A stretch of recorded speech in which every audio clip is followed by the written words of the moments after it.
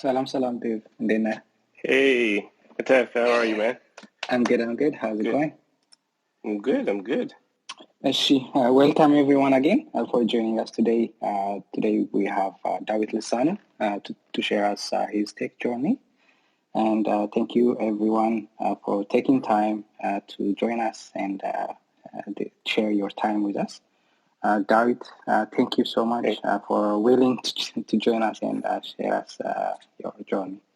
It's my honor. I know you speak a little bit. I mean, you can understand a little bit of Amharic. For that reason, we're gonna continue using English as a main kind of communication for our session today. But I might be slipping some Amharic to test your your skill. Okay. Once again, thank you so much, David, for joining us today. And I'm so much interested to learn your journey. I'm sure many are also interested. Perfect. So I'll start my question with the basic one. Tell us about yourself. Who is David? Where did you grow up, and where did you go to school, and how did you get your first salary? I mean, it's maybe a first payment, one-time payment, maybe recurrent, depending on what you have done first. But what made you earn your first money? Okay. So I guess I would say if I had to describe myself first and foremost, I'm definitely more of a creative person. I would say that I'm an artist first, who's had quite an interesting journey in tech. I was born in Addis, and I came here when I was 3, and basically lived grew up here in the States, and hence why a lot of this conversation is going to be in English. So primarily grew up, lived in Buffalo, New York for some time, lived in Missouri. Both my parents came here on graduate scholarships.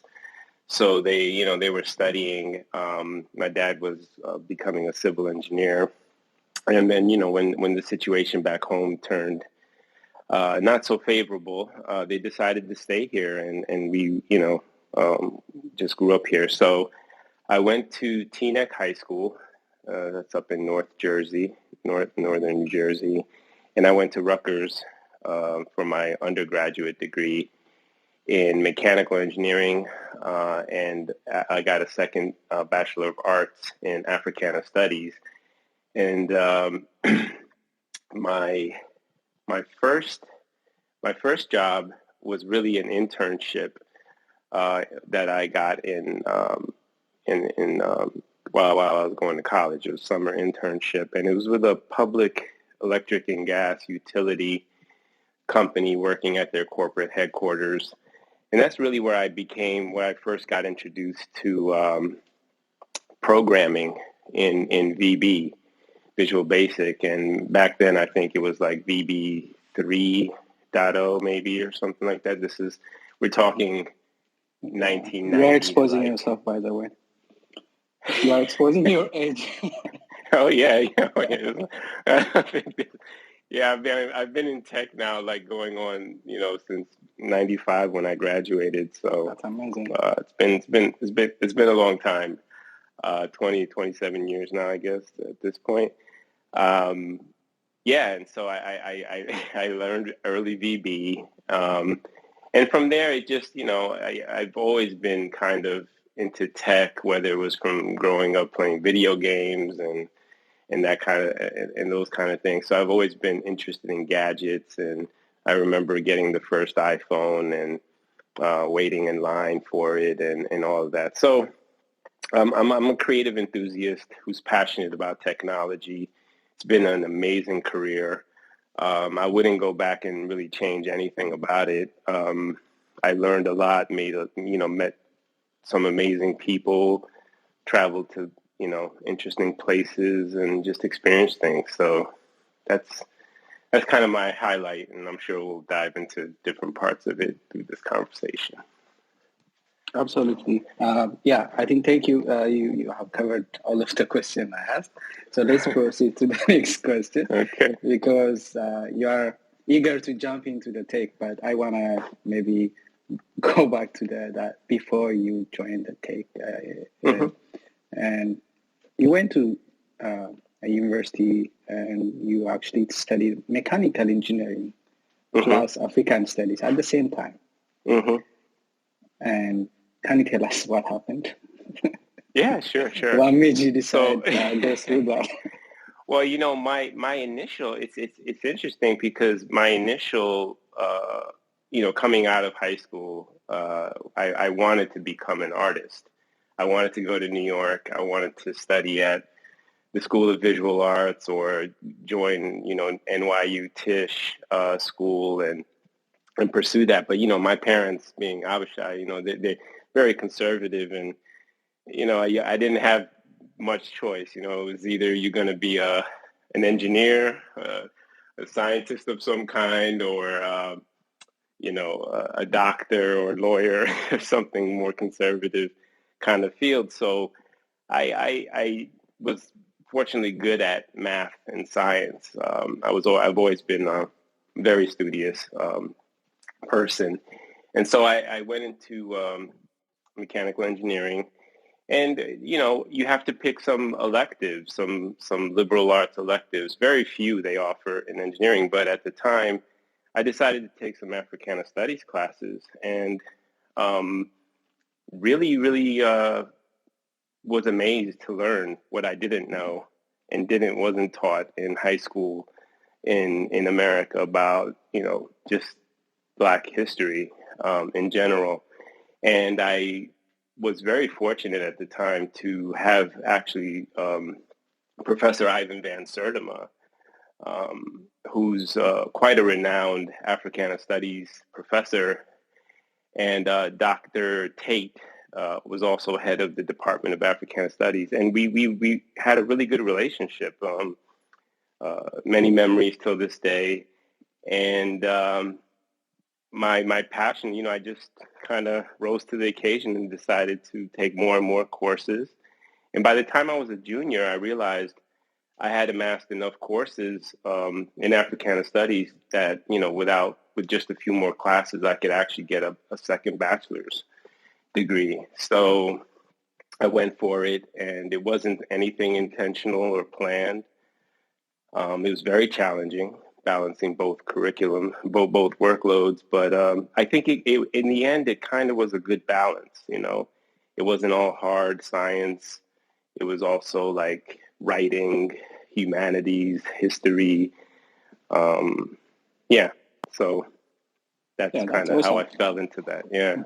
I'm sure your parents were proud because you had 2 degrees. And I think that for the that price was, of one. I know.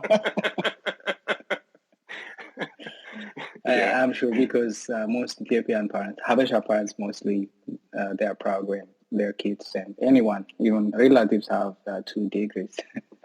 Absolutely. Yeah. Yeah. So let's go to the Honeywell, your first job as an engineer. And you spent a few months there. And can you tell us your experience and why you left as well? And what triggered the move to tech? Yeah, absolutely. So, at Honeywell, I joined their mechanics division. And this was basically their HVAC systems and how they get programmed. And not like the AC and heat in your house per se, but like for large corporate buildings. And they had to be programmed. So I was doing a lot of the domain-specific language programming for those devices. And, it was okay. And it was the first time I got a job. I was making good money. I remember at the time the starting salary, I think, was like 45,000, which is, not a lot in today's money. But back then, it was a very, very well-paying job out of college, respectively with other degrees that, comparing it to other non-engineering degrees. And so it was a very good job. I remember getting my first apartment and kind of feeling like a grown person. And my buddy, a very good friend of mine, he's his background's he's from Trinidad. He was working at Merrill Lynch at the time, and he was also an engineer, and he told me about this program, this kind of accelerated management program, and they're looking for candidates. And he threw my hat, and he told me that how much they pay, So immediately, as a young kid, I was like, wow, they're paying like $5,000 more. That's significant, right? When you're making 45,000. So he gave my resume, and one thing led to another. I interviewed, and I was accepted into this accelerated management program at the time. And yeah, then I went into Merrill Lynch, learned Java. They taught me C++ and Java, and we had to learn about stocks for the first time. And this would be one of my biggest advices. I just fell into the world of stocks and investing and thinking about retirement plans. And I was very fortunate, at that age to be exposed to these markets, right? Because as you get older, you realize that retirement planning and savings is critical. And the earlier you can start, the better. And so that's one of the words of advice I always give to when I speak to younger audiences is the need to really be aware and focused around saving money. If your company or engagement offers plans to do that. So that's how I got into from Honeywell into Merrill, and that started my whole journey as a software programmer. Amazing. That's amazing journey. Sometimes your friends living in the same apartment or maybe the same flat with you can actually lead into an amazing journey. Yeah. So you shared us how you joined tech and how you actually got into tech through Merrill Lynch 6 months training. What made it easier or smoother beside the training? And what were the challenges at the early stage in your tech job? It made it easier. It was definitely challenging because it was a super intense program. Meaning, in 6 months you had to learn two programming languages. Also take these kind of Series 7, Series 63 stockbroker license exams. Learn business concepts and all this. So it was very intense. But the good thing, I think, for me was that the discipline of engineering, the workload of the engineering school was also very intense.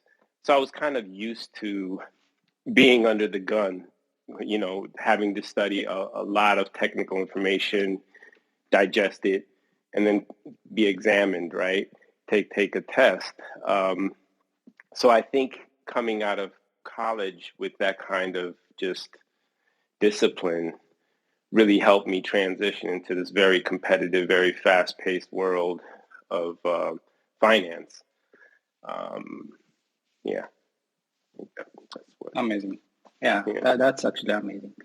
Maybe walk us through the rest of the positions you held in your career. I know you spent quite some time at Merrill Lynch, Stimulation Station, Booz Allen, Hamilton, and Epi. I know a significant amount of time would be at Booz Allen and Stimulation Station. Maybe you can give us some kind of walkthrough. Sure. So Merrill was a very, like I mentioned, it was finance. It was the financial markets.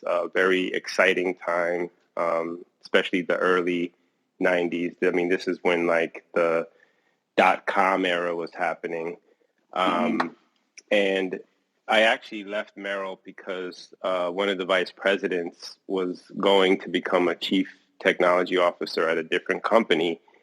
And I was one of the few staff he actually, solicited to join him to start with this financial company startup.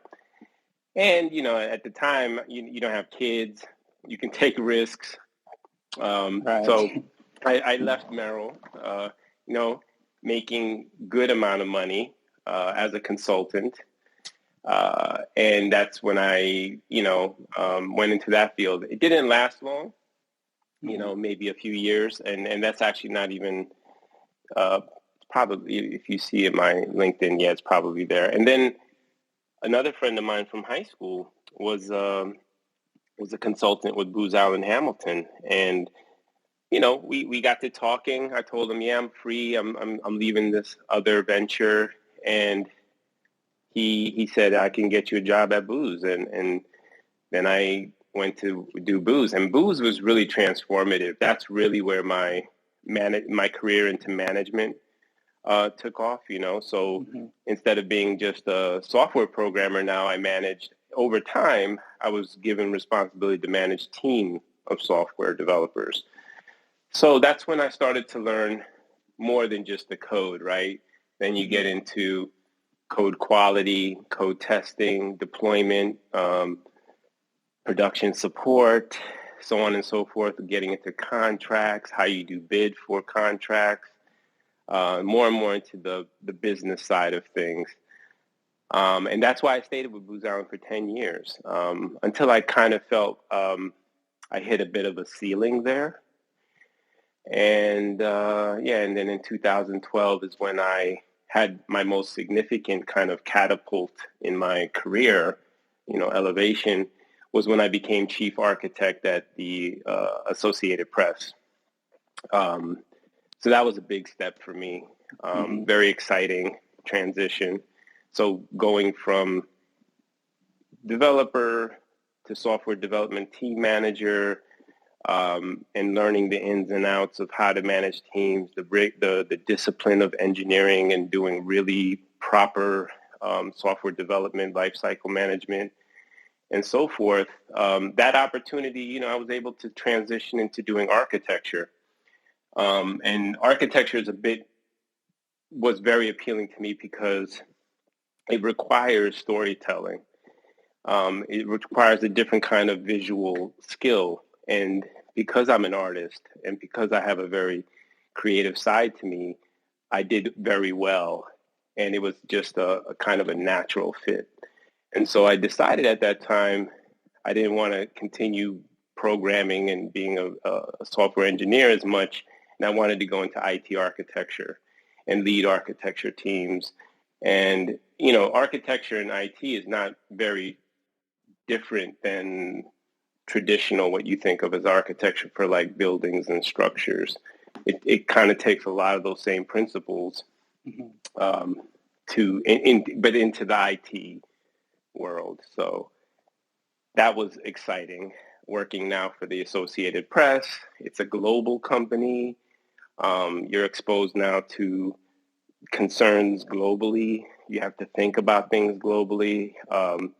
And so that elevated yet again my exposure. Now, a lot of times you get into these kind of positions and you're always going to have those doubts in your head of, can I really do this? Right. It's challenging. And as you keep going up and up in these ranks as well, there's less and less of us that you're surrounded with and interacting with. So there's also that aspect of it. But those out of those three, that's kind of the transition, going from Merrill Lynch to Booz Allen to the Associated Press. Right.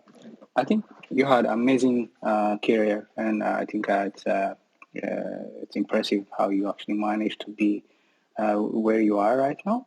But I noticed there is actually a pattern where you don't like to spend as much time in a company. I think 1.5 years to 2 years is a pattern, but the ones that I actually mentioned earlier were the most time you spend in a company. I mean, Estee Lauder, still you're at Estee Lauder, 2 years, 2 years going.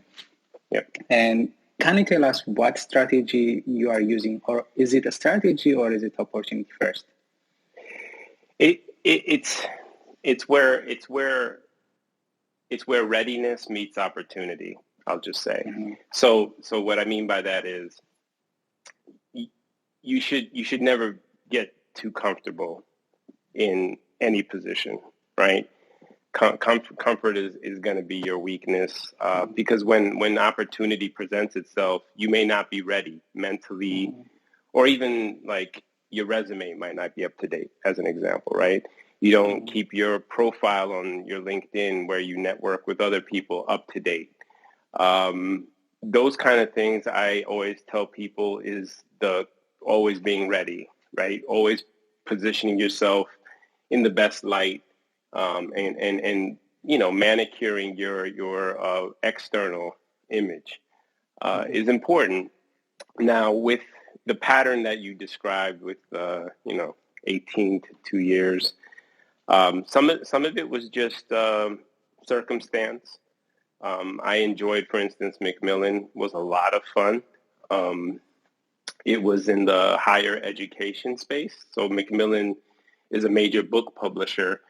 I'm sure everyone that's gone to college or graduate school on this forum has probably purchased a book from Macmillan during the course of study.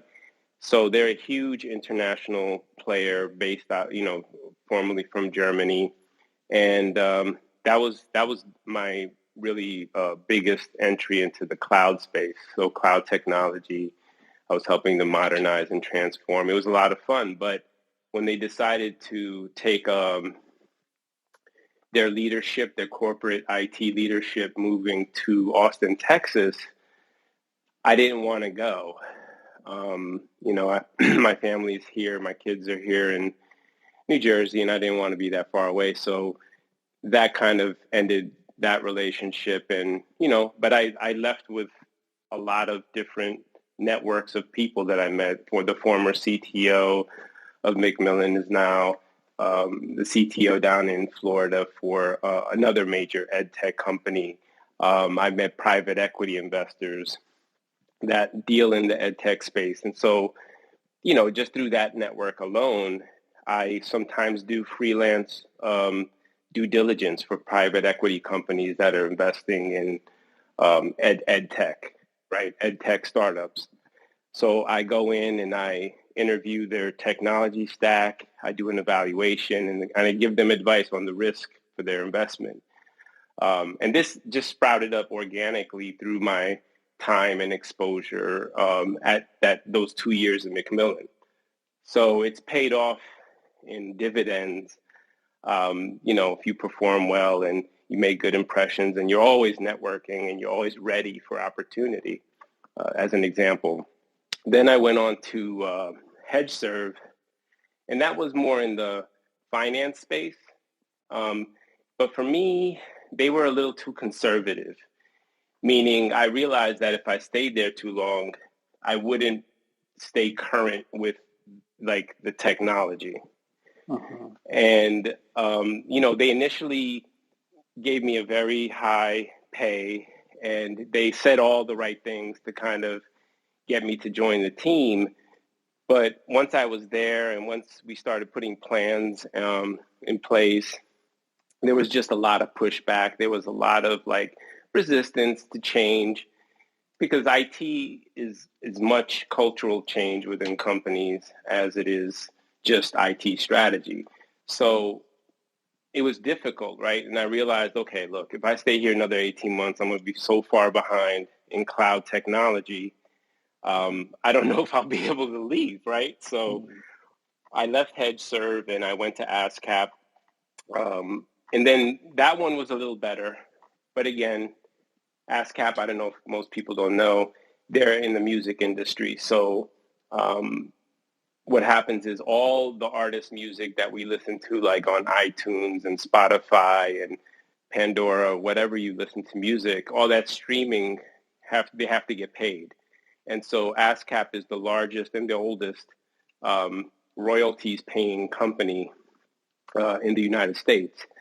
And so I went to work for them we did some exciting things. We did a few transformations, but once again, it wasn't a good fit in terms of where I wanted to go and where I wanted to see my career leading.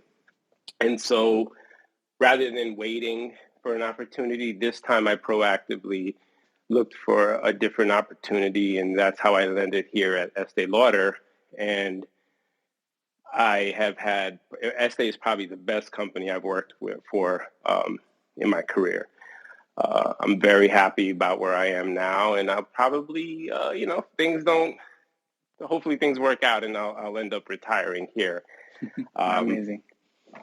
But yeah, that's kind of been my strategy, why I've moved, why it seems like, every 2 years.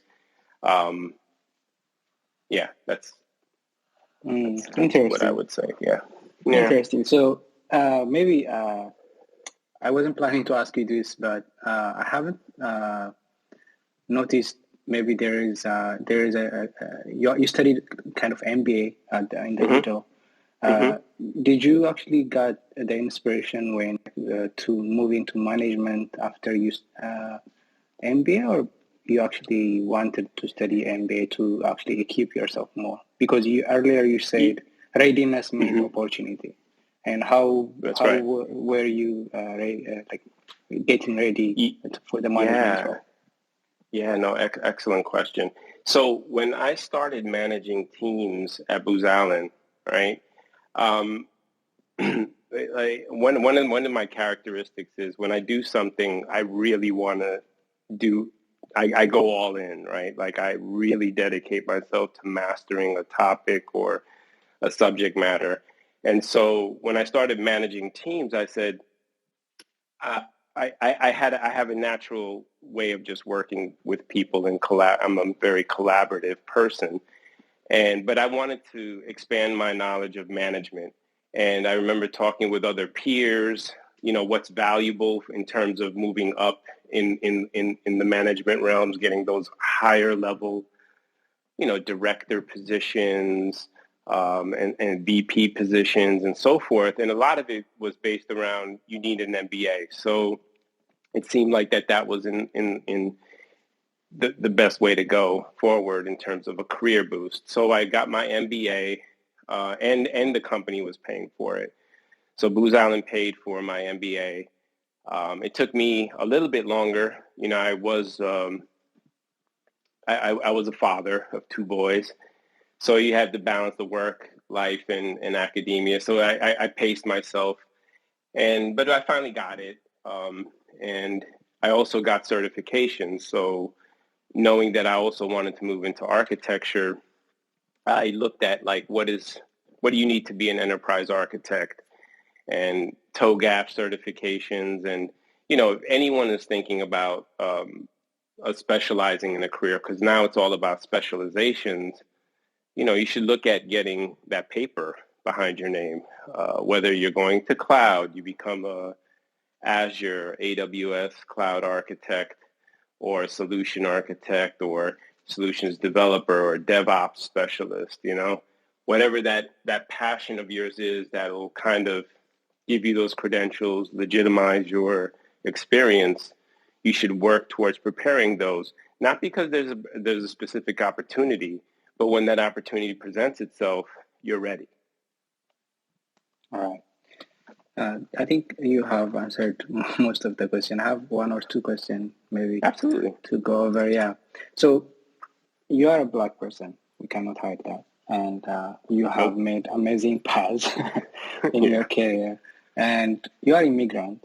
Basically, your parent immigrated when you were 3 years old. So you are not immune to any kind of profiling and overlooking because of your skin of color and your status.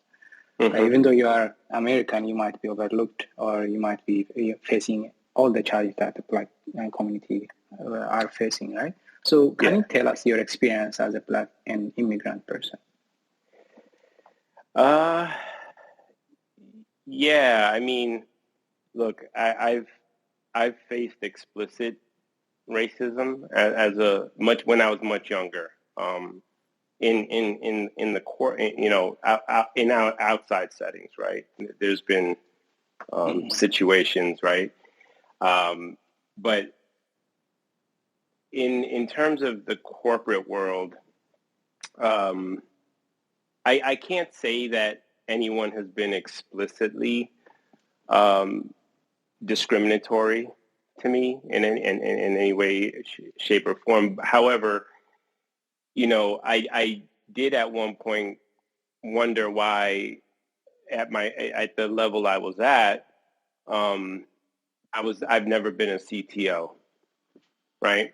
And so even despite my qualifications, and that really came during my experience at Macmillan, I was kind of like the right hand of the CTO at the time when the mix-up, when the shake-up happened and management wanted to change. The thinking was that I would be kind of the natural thing. But, there's more to politics at that level than maybe even I was sensitive to. And, I didn't get the CTO role or the CIO role at the time. And, there's always that kind of question that nags you in the back of your head, like, this is a German company, Europeans, like, am I being overlooked this way? But, on the flip side, what I'll say is that I have a very large family. My dad, all my uncles are careered PhD types, that rose very high within their respective fields. SVPs, EVPs of major corporations, World Bank, United Nations. So I saw examples of success, very successful Black men throughout my life, and I think that kind of balanced any kind of nervousness or anxiety that could naturally happen when you question why did I get overlooked in this promotion, and it really just gave me that confidence that no, I can do this. I can move on. I can be the driver of my career and forge a way. And I think having that balanced attitude is healthy versus like going down that path of, I'm always going to be held back because of my skin, or I'll always be discriminated against my skin. It can kind of backfire on you. So that's always given me the confidence to hold my head up, move on, seek that opportunity, and never think that I'm not qualified to do so. And it's worked. And it's worked out really well for me, I think. So you pushed against the tides, and you were actually able to push forward and become successful in your career path. That's amazing. Yeah. That's interesting, and I hope actually people, myself actually, I'm learning a lot, and our audience are actually learning from this because this is inspirational, and I hope that's gonna help. My last question for today. You want to say something? No, I was going to say you mentioned something earlier that I didn't touch on that I think might be interesting for the audience to also hear. You mentioned a company called the Stimulation Station. Yeah. And how it was there for a long time. Now, the Stimulation Station is actually a creative digital media company that I founded. I kind of co-founded with several other of my college friends, and we all went through the engineering program together. We were all part of the National Society of Black Engineers, NSBE. So for anybody on the call that's listening today, and if you're in the engineering area, I highly encourage you to join NSBE. But back to the Stimulation Station, that 6-year period was kind of freelance work that I did. And one of the biggest accomplishments that I was able to do there was I actually wrote, illustrated, and published a 13-episode animated series for the Sci-Fi Channel. which is something completely different than, working at Merrill Lynch in the corporate in Booz Allen Hamilton in my spare time. And I had a very supportive, my ex-wife was super supportive during that time. In my evening time, I was actually drawing, illustrating, animating, recording voiceover with different hired actors and talent, and putting together like this mini little 3-minute clips of these episodes that we'd produce once a month for like about 18 months. It took us to turn it around, but it was so much fun. And it was also a great creative outlet for me. And that's why I always tell people, you should always have some kind of passion, something you do that's completely different than your day job, and to kind of balance out and give your life some greater perspective and depth. And that was just one thing I wanted to circle back around on. Yeah, that's impressive, because I wanted to ask you about your artistic experience, and because you mentioned it quite a lot. You are an artist, and I wasn't able to actually come back to it, and thank you for clarifying that. Yeah, no worries. All right, so my last question would be, the world is in a huge kind of shakeup. There is so much disruption going on, every sector, everywhere. Our daily life is affected, right? Due to the COVID, and the COVID actually pushed things into a different dimension, like working from home, like the remote working. So can you tell us what keep you sane in this situation? And I know I know you have done some work and able to actually be certified to actually instruct yoga. And I know that may help you, but can you tell us more? Yeah. I mean, like you said, this is unprecedented, right? Like what we've all experienced together over the last 2 years has been incredible. At first I'd like to say I hope everyone on this and your families or everyone's doing well, and I send everyone positive energy. But I think what keeps me sane, and you alluded to it, is I discovered maybe about 8 years ago the science of yoga. And that's really opened up a lot of potential in my life, I'll just say. I mean, this is my personal journey. Yoga has been instrumental in keeping me focused, building and really cultivating a greater sense of self-awareness. And the benefits of this are profound. I mean, it'll affect every aspect of your life, professionally, personally, even financially, I think, as well. And having yoga and a daily practice around it, movement, keeping myself active, there are biological evidence that just increases a positive outcome, positive response, positive mental attitude, and I have to agree with what that's done. So I always encourage people to move and do something physical and take really good care of yourself. I think that at my age now, I'm 49. I'm going to be 50 this year, and I've never been in better shape in my life. Like, I've never been stronger, more flexible. I practice handstands like 10 times a day. I'm in my second yoga teacher training actually now as we speak. And I do plan to teach at some point. That might be my third chapter in my life. And who knew?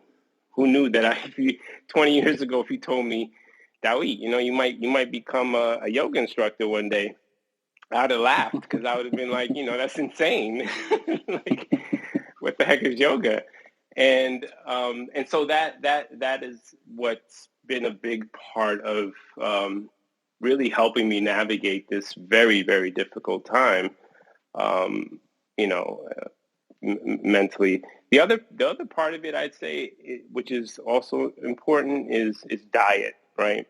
I know when I was younger, like most people, you just kind of take your vigor for granted, and but I've grown to understand the role and importance of diet and keeping a good, clear mind as well. So I'm a vegan, but it doesn't mean that that's the only path you have to take nutritionally for living a healthy life.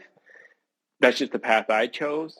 But I would say that just becoming more aware of how you take care of yourself in a comprehensive way, both what you take in and what you give out in terms of your energy output, is really what I found to be the answer to a lot of the kind of problems that can develop in people's lives when in this kind of pandemic, shutdown, anxiety-driven, 24-hour news cycle, social media, and all that kind of stuff, right? That we get kind of plugged into a little too much. Right. Yeah, thank you so much. Actually, you gave us more insight into how you actually manage you are managing your daily life. This is amazing advice.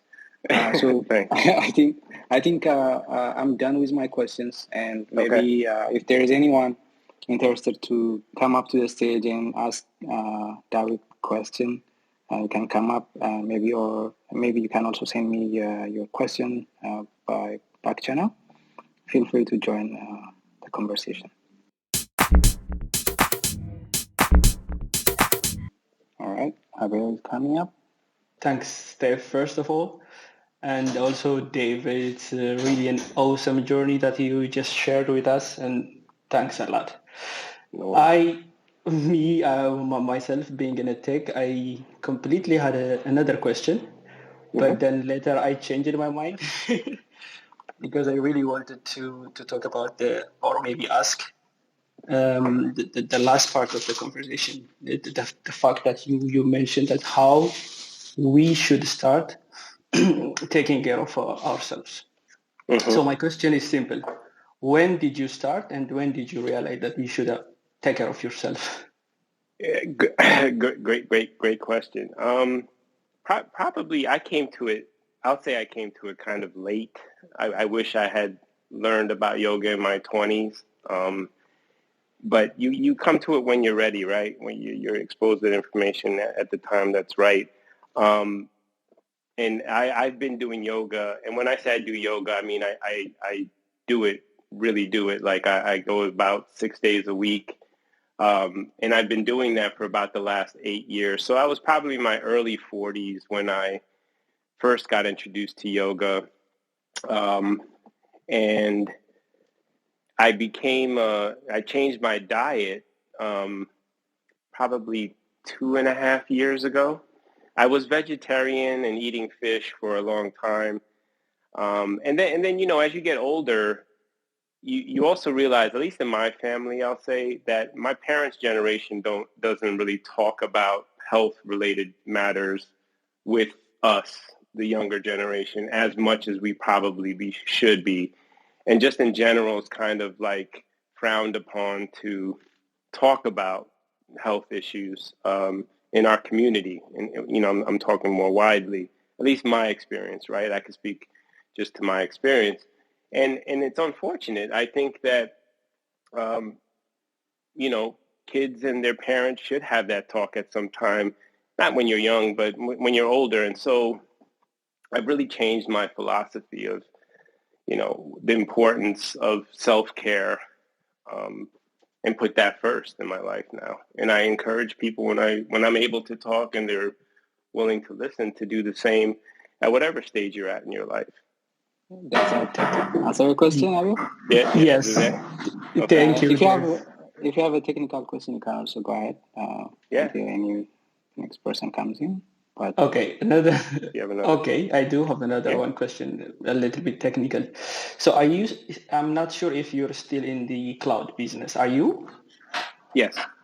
Okay. Yes, I So am. for someone like a very, let's say, young person who wants to join this amazing career, what would be the first thing that you would say if you want to, if you are, let's say, 20, 21, 23 years old yourself? Yeah.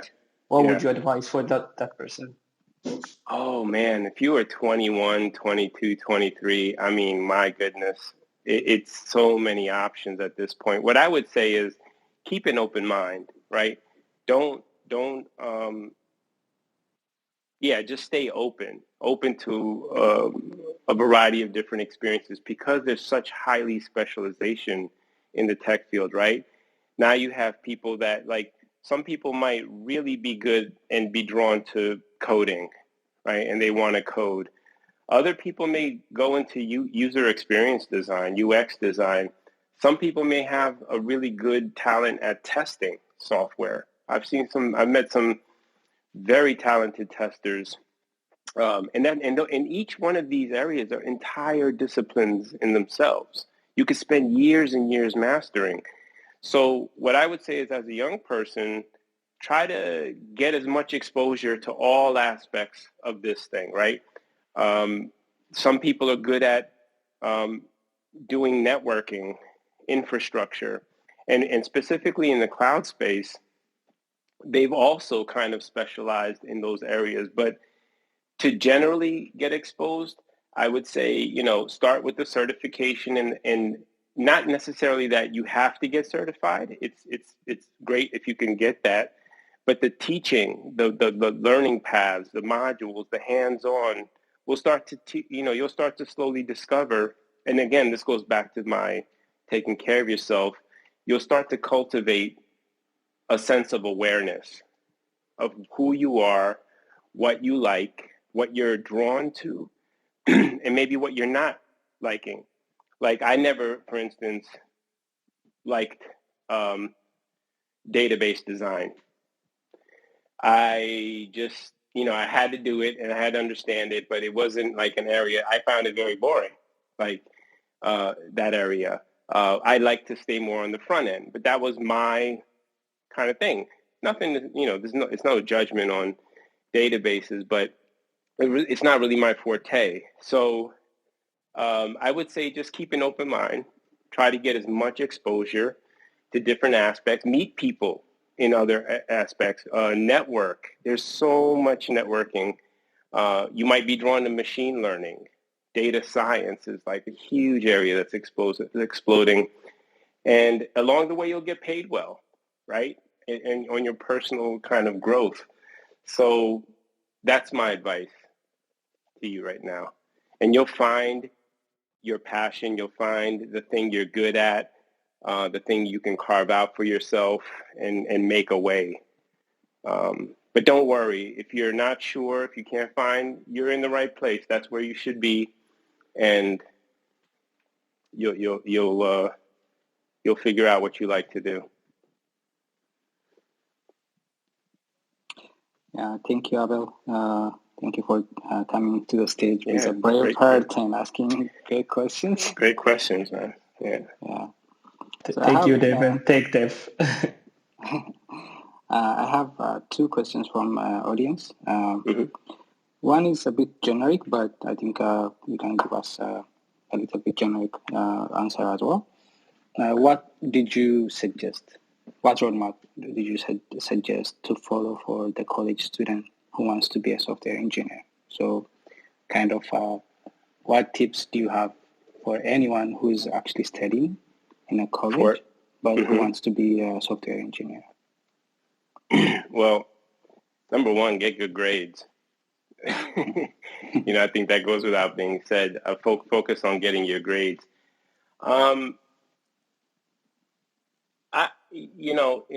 If you can develop the fundamentals of understanding, it's an art.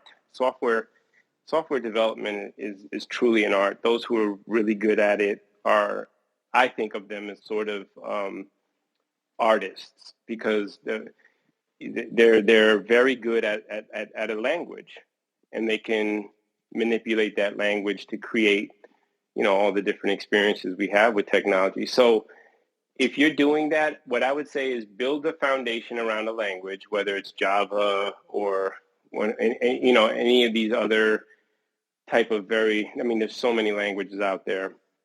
And then try to start understanding design principles of programming, right? So there's a lot of different design types of patterns and principles and best practices.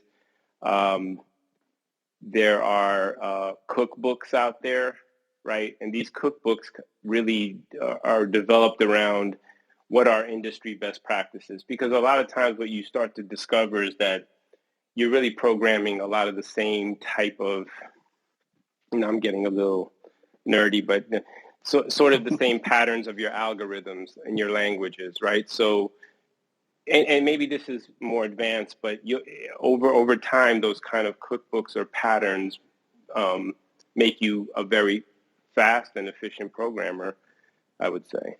So Interesting. I hope that wasn't Thank you. too.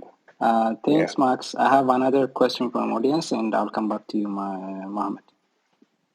So the question coming from Dougie says, thanks for your time. I have two questions. My question is, what is your advice for those who wanting to join the cloud, IT? Their education background is not related to IT. Mm-hmm. So this is the first question. Yeah. And the other one is, I have two certifications and looking for junior position. Do you have any recommendations, like companies to hire? Are you hiring? the last part is mine. Yeah. Okay. So the first question. So the second question was career based, and the first question, remind me again. The first question is for those who doesn't have IT background, but who have done some kind of trainings and stuff, but who want to join that. Yeah, the biggest thing people look at is what are you doing today, right? What are you involved with now? And there's so many different ways that you could build up experience. People are looking for experience all the time. So it's not unusual that people come from different backgrounds and then pivot and go into something else. That happens all the time. It's good that you're getting certifications. I think, like I mentioned earlier, that kind of legitimizes at least your understanding of the discipline. And, do even freelance work. There's always freelance work available in whatever area you're specializing in. Go to meetups, join, teams trying to maybe do startups or doing experiments, and just network at that time, because the biggest thing is you want to get your brand, your personal self out there and known and meeting people. And that's really the best way that'll get you that exposure, because there's a lot of appetite for talent right now for junior positions all the way up to very seniors. Don't be discouraged, make that move. And the second question was related to kind of getting junior positions. Junior positions, yeah. Yes, we are hiring. And all the positions are on the web. So if you go to Estee Lauder careers, if you Google that, you should be able to find our public portal.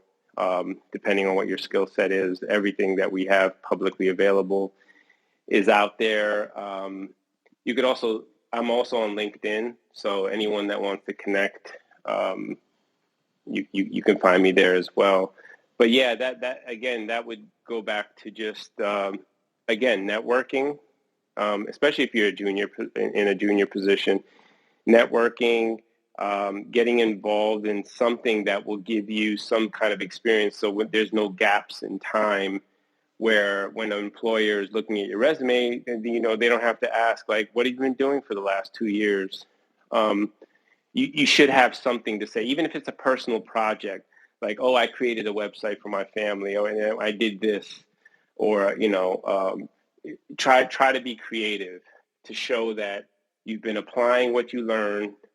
And that's really what's the most important thing, is that you're applying what you learn in some kind of context. Perfect. Thank you. All right. So I just pinned Dawit's LinkedIn profile on top of the room. So if you want to connect with him, copy it before I remove it immediately. There is another question coming from the audience. So once, okay, let me read the question. Mm-hmm. Can you please, okay, where do you see yourself in 5 years or 10 years from now? In 10 years, wow. I hope to be at Estee Lauder, pretty close to retirement, probably teaching yoga somewhere.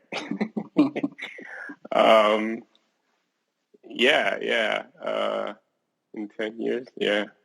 I think, you know, being able to work from anywhere in the world. You know, I hope that this trend continues, because it's pretty exciting from that aspect. Yeah. Yeah, that's interesting. Yeah, I hope everything goes as planned, and that's the objective you have as well. Ted, please go ahead. Thank you guys for hosting this event. Actually, I didn't get enough time to follow everything what Dawit said, but I think for most part I was following, so it was helpful, I think. So my question to Dawit is, it's more of a broad question. I live in the US actually. So, I mean, if you have seen IT and data, I work in data science. Okay. I don't know if you can consider data science as IT, but it has been increasingly becoming non-traditional, in the sense that people who go into IT and even data science are from non-traditional backgrounds. Mm-hmm. So where do you think that's going to end? Do you think that will end at some point? Or if it's going to end, how it's going to end? If you have a general idea on that. I don't think that's going to end. I think the general, if I'm going to put my futurist hat on, you know, the general trend is more and more we're interacting, managing, becoming aware of data. We're producing data at unprecedented times in volumes in human history than ever before. So I think the fact that you do need people from different backgrounds coming into the data sciences field, because you're dealing with data that's coming from all different contexts. We're quantifying literally everything around us is becoming a quantified subject. So I think it's only going to proliferate more. I think the rise of machine learning, artificial intelligence is a little bit frightening, but it's inevitable. And if you look at the trends, I mean, when you look at IoT, for instance, right, the Internet of Things, where you have devices sending all kinds of data and telemetry, people have to figure out to make meaning out of that data and what that data means. I certainly can't tell. Like in my industry, for instance, cosmetics, right? Estee Lauder has 30 different brands across the globe, and understanding consumer behavior. I can't do that. You need people that from abroad, different experiences to come together and make meaning of that data. What does it mean? Maybe you need psychologists. Maybe you need behavioral scientists involved and mathematicians. So I think data science is a beautiful field. And the diversity is what gives it its strength. I hope that answers your question. Yeah. Thank you. You're welcome. Thank you, Ted, for coming. The last question from Ted was amazing, kind of a futuristic kind of question. Yeah, that was cool. Just want to remind everyone to follow the club and maybe to follow myself and Dawit here. And I attached a link in bio to maybe for you to see all of the contents we have, like the social media accounts and everything we post. So Twitter, LinkedIn, Facebook, all that, you can follow us in these channels.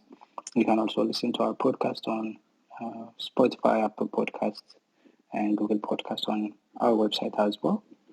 And we're going to have a session next week with Miriam Said, the digital advisor of the Prime Minister of Ethiopia. And we'll be talking about digital transformation and digitization. What's the difference and what are what they are doing in Ethiopia as a digital economy initiative. So that conversation will be next week, February 5th, the same time. Yeah. Super fascinating, man. I will definitely be coming. Yeah. I know.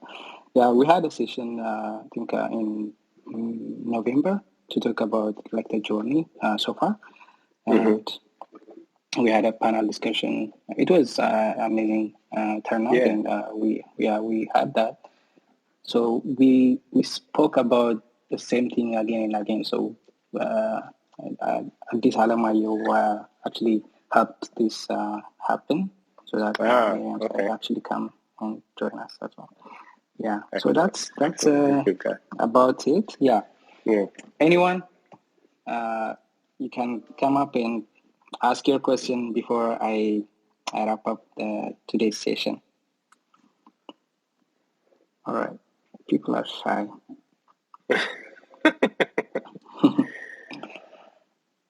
All right. Well, listen, it's been great, man. I'm sure. Okay, Robbie. Hey, Robbie. Hello? Hello. Yep. Can you hear us? Yes, I can hear you, Tef. How are you? Welcome. Sorry, I just got here on. So I just want to ask one question. Okay. And now I'll be leaving now. Basically, for Dawit. So basically, how do you see like in 5 years? Simple question, but from your perspective, how do you see it? Like አንድ perspective ብቻ ሳይሆን ከአንተ ያለው perspective እና diaspora ያለው perspective. How do you see Ethiopian going forward, like in the economy and stuff and everything? Yeah, thank you, Tef. Maybe can you specify the question, Robbie? Yeah, the question. Yeah, I didn't understand.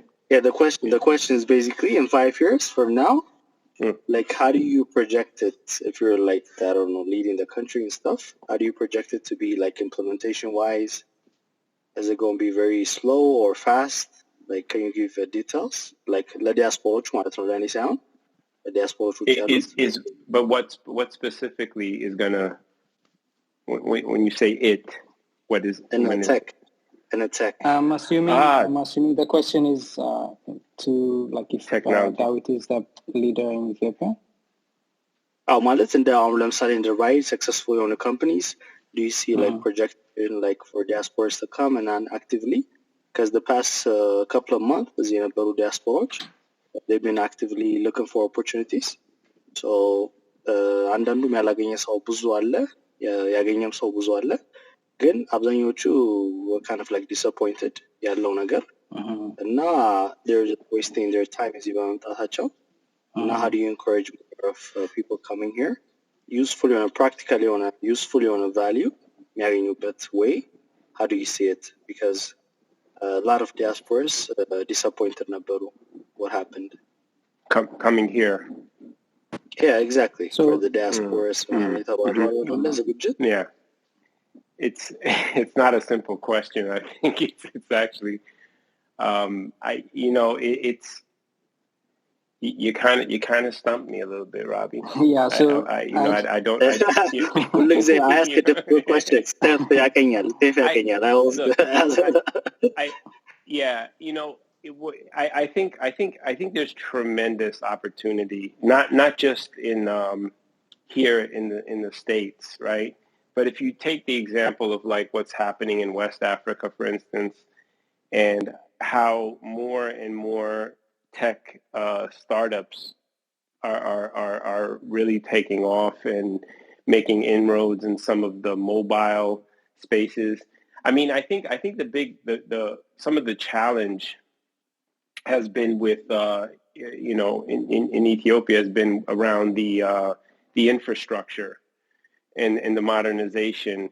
So the country has really suffered in the IT space, I think, because of power and because of just internet infrastructure, a lack of it, and in the mobile space is very, very outdated. And so I think the confluence of those three things have really set back the country, and we're going to continually be challenged until we can make really big investments and upgrades in those capacities.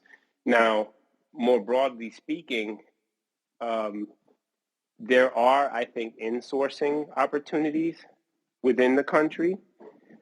Coming here, from somebody abroad coming here, it is going to be very challenging, I think, unless you have that experience or some kind of really well-established credentials.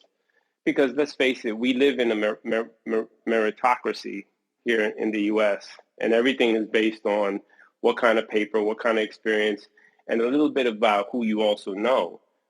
So coming here without that context can be very challenging. It could be a very, very big uphill fight, right? And then compound it with any kind of language challenges you might have making inroads. So I think in the entrepreneurial space, there's tremendous opportunity. I mean, Ethiopia has a population of, 115, 110 million. And a lot of that population is very young. So the potential is there. It's just frustrating for me when I see it and we don't have like the proper infrastructure for really taking advantage of that energy, that youth, skilling them up and really being a power to reckon with on the east side of the continent. Kenya is making a lot in the mobile space. Nigeria is doing a lot there. South Africa is like really taking off. So there's other examples, right? There's analogs on the continent of where success can happen and slowly take foothold.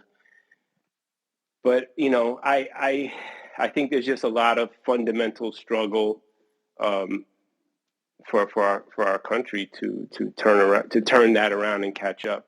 And that's just my perspective. Yeah. And then just to add to here, we have so optimistic on a view about the country because media lemon now we're influenced a lot about that. Mm-hmm. But on the ground, a lot of people are trying to survive, they not try to think like there's the advanced on a conversation we're trying to have here because they're trying to survive and stuff, the basic things. Yeah. And if technology can actually solve that, but they'll be happy to diasporas, they're very disappointed. Like again, Tefim, I don't know if you did research on the diasporas planned የተደረገው ነገር እንደ ኤክስፔክትድ እንደ አውትካም እንደፈለጉት አልሆነላቸው እና I don't know the next one diaspora ይመጣል ብዬ ብዙ እንትን አይደለም like ተስፋ የለኝም because I don't know. There's so much logistics, like there's so much things that happen. But like basic የሆኑ ነገሮች ነው አብዛኞቹ የሚጨነቀው ሰው it's not like ቴክ የሆኑ ሰዎች of course outsourcing ላይ በጣም opportunity አለ outsourcing ላይ ግን መስራት ከቻሉ ነው there's only 5-6 companies ኢትዮጵያ ላይ ብቻ outsourcing የሚሰሩ ሰዎች በጣም ትንሽ ናቸው እና I mean, there's opportunity to get like dollars in the country. Then outsourcing ደግሞ like it needs a teamwork. Like which ያለውም እዚህ ሀገርም ያለው ሰው they need to work in a team. Very like አብዛኞቹ ፋሚሊ ናቸው because trust ያስፈልገዋል እና እሱ ላይም ተፍ I don't know session ማድረግ ከፈለክ outsourcing ላይ ራሄልን ባለፈው አረጋታል which I joined, which is a very good thing. እና እሷም አቅርባ ነበር for the diaspora weekend. So thank you. There are so many things that require discussion and actually more detailed kind of heart-to-heart communication, because sometimes having a kind of event doesn't solve a problem, because technology is not about event, it's about working on the ground and doing making changes. The change will start from our mind, right? So sometimes I think in November when we talk about digital transformation journey with Addis Alamayo and Dr. Talaun. So Addis Alamayo mentioned that sometimes, if you actually make people lead technology where they have no clue what's going on, it's the biggest problem you could ever face, because if they don't know about technology, if they still ask you how to log in and how to reset their password, but they are leading a technology and maybe digital team, there you go, that's your problem. It's not the problem of infrastructure or any capability, it's the people who are actually leading the capability. So there are so many things we could say about this. We are planning to talk about the feedback from the Ethiopian homecoming diasporas, but we don't know the date. But I'm planning with Jay Jamal. He actually went there and had his experience, maybe positive experience. Some will have negative experience. Robbie, you can join us on that session and share what you have observed. Maybe you have maybe heard. I have someone for you actually. Diaspora weekend እዚህ ያወራ ሰው አለ ከ30 ዓመት እዛ ዲሲ ኖሯል እና ትናንት ያወራን ነበር like we were in a coffee shop ያወራን ነበር እና I was mentioning about your club and he's very interested. TV ላይም ቀርቦ ነበር. So advice እየሰጠ ነበር. The guy is very senior በጣም እና he came to Ethiopia for the diaspora weekend.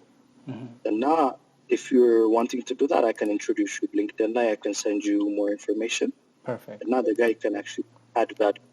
So he attended all the sessions and stuff. Okay. He also had low opinion. I don't want to say it. Thank you for being actually an ambassador to Habesha Intech. Thank you, Robbie. Awesome. So thank you for coming and always bringing such a perspective to the stage. Thank you, Robbie. All right, I think that was a bit intense question for you, Dawit. We haven't discussed such a topic earlier, so I know we need a whole session just for that question, right? I know it's a huge session, a huge topic. Yeah. So let me wrap up maybe the session so that we have 10 minutes before we finish according to our plan. And I just want to ask you maybe if you have any last advice, maybe anything you want to say on top of what you have already shared us, and if you have any closing statement or any promotion you have. Are you speaking on event maybe people can actually listen and maybe tune into? You can share us. No announcements. I'm really glad I just I've been kind of introduced to this tech circle. Really glad to see other up and coming technologists. I hope to stay engaged, Tef. So I'm honored that you had me to come and speak to your audience. And if I can contribute in the future, don't hesitate to reach out. And that goes to everybody in this tech family of ours. I'll leave it at that. All right. Thank you so much. I actually appreciate you coming to join us and share your perspective and your experience. This was amazing. You tempted my English. I didn't try to tempt your Amharic, but maybe next time. Next time. You got it. So I really appreciate this. I know Rahel introduced us, but Yes. I hope to connect like maybe from now on. You are welcome to join us anytime. Share your perspective. If you have anything to share us anytime, let me know. We can set up a session in the future. Okay. So great. Thank you. Yeah, thank you so much, everyone. Have a wonderful weekend. Thank you, Dawit. Enjoy your weekend. Take care. Bye-bye. Bye.